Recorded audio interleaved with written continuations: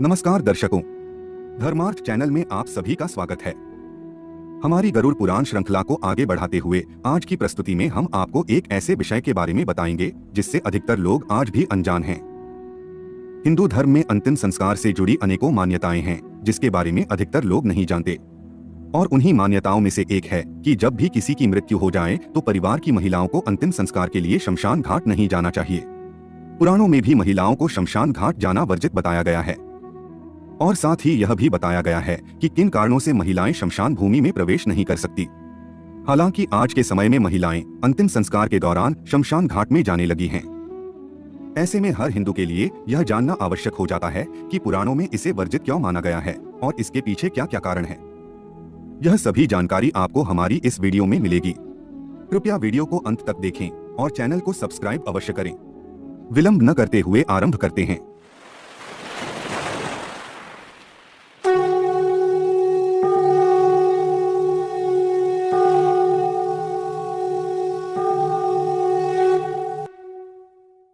गरुड़ पुराण में दी गई जानकारी के अनुसार महिलाओं को बड़े ही कोमल हृदय का माना जाता है और ऐसी मान्यता है कि मृत शरीर को मुखाग्नि देते समय अगर कोई रोता है तो उस व्यक्ति की आत्मा को शांति नहीं मिलती।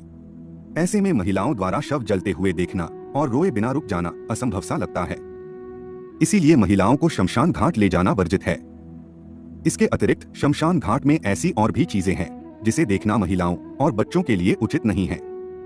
जैसे प्राचीन परंपरा के अनुसार शव को जलाने से पहले उसके कपाल यानी सिर पर डंडे से मारा जाता है, परंतु महिलाओं या बच्चों का यह दृश्य देखना उन्हें मानसिक स्तर पर प्रभावित कर सकता है।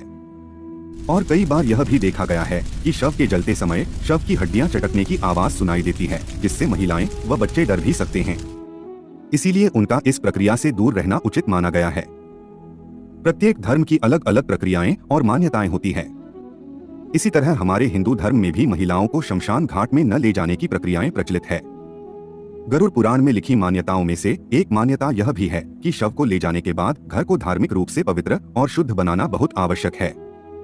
इसके लिए किसी को घर पर रहकर इस कार्य को पूर्ण विधि विधान से करना अनिवार्य है।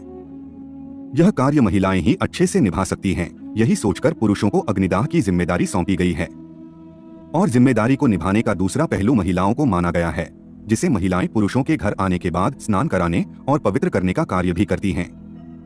इसके पीछे का एक दूसरा कारण यह भी है कि जब शव जलाया जाता है तो वातावरण में कीटाणु फैल जाते हैं जो बीमारियों का कारण भी बन सकते हैं। इसीलिए घर में प्रवेश करने से पहले उनके शरीर पर चिपके उन कीटाणुओं और नकारात्मक ऊर्जा को घर के बाहर ही छोड़ा जाना आवश्यक है। शुद्धि के बाद ही उन्हें घर में प्रवेश करने की अनुमति होती है। यदि ऐसा नहीं किया जाता तो इसे अशुभ और घर में नकारात्मक ऊर्जा का प्रवेश माना जाता है। इसी तरह हमारे धार्मिक ग्रंथों में कुछ अन्य कारण बताए गए हैं जिसे जानना आपके लिए आवश्यक है। यदि आप भूत प्रेत में विश्वास करते हैं